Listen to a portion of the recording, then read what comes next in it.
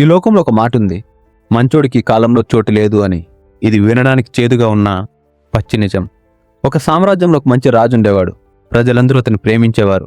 కానీ శత్రువు దండెత్తినప్పుడు ఆ రాజు కోసం ప్రాణాలు ఇచ్చే సైనికుడు ఒక్కడు కూడా లేడు. ఎందుకంటే వాళ్ళకి రాజు మీద ప్రేమ ఉంది, కానీ రాజంటే భయం లేదు.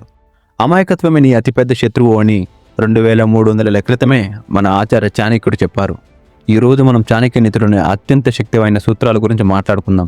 ఇవి మీ కెరియర్లో, బిజినెస్లో లేదా వ్యక్తిగత జీవితంలో మిమ్మల్ని ఒక విజేతగా ఎలా నిలబెడతాయో చూద్దాం. చాణక్యుడు మొదటి సూత్రం: క్రమశిక్షణ లేని చోట అధికారం నిలబడదు. అడవిలో నిటారుగా పెరిగిన చెట్లనే మొదట నరుకుతారు అని చాణక్యుడు అంటాడు. అడవికి వెళ్ళేవాడు కలప కోసం వంకరగా ఉన్న చెట్లను వదిలేసి చక్కగా ఉన్న చెట్లను నరుకుతాడు. అలాగే మీరు కూడా అందరికీ కాదనకుండా లొంగిపోయే అతి మంచితనం ఉంటే జనం మిమ్మల్ని వాడుకుంటారు. అందుకే మీకంటూ ఒక గీత ఉండాలి. ఆ గీత దాటితే రిజల్ట్స్ కఠినంగా ఉంటాయని ఎదుటివారికి అర్థం కావాలి. అప్పుడే మీకు అసలైన గౌరవం లభిస్తుంది.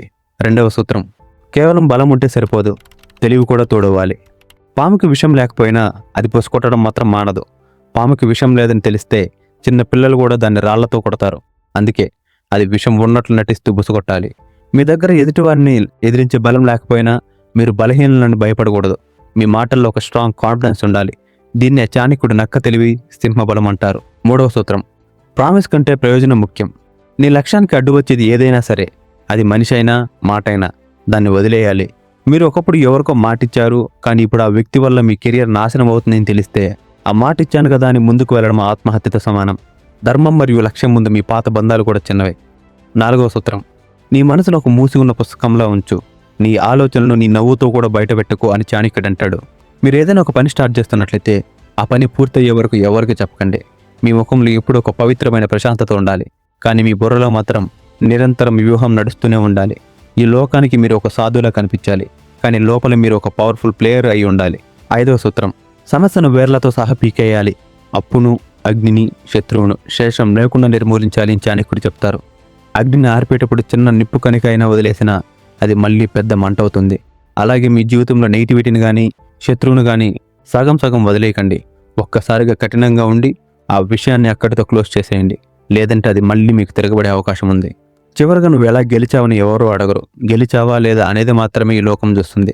చాణక్యుడు చంద్రగుప్తుడిని రాజుగా చేయడానికి కొన్ని కఠినమైన మార్గాలను ఎంచుకున్నారు, కానీ ఫలితం ఒక అఖండ భారతం ఏర్పడింది.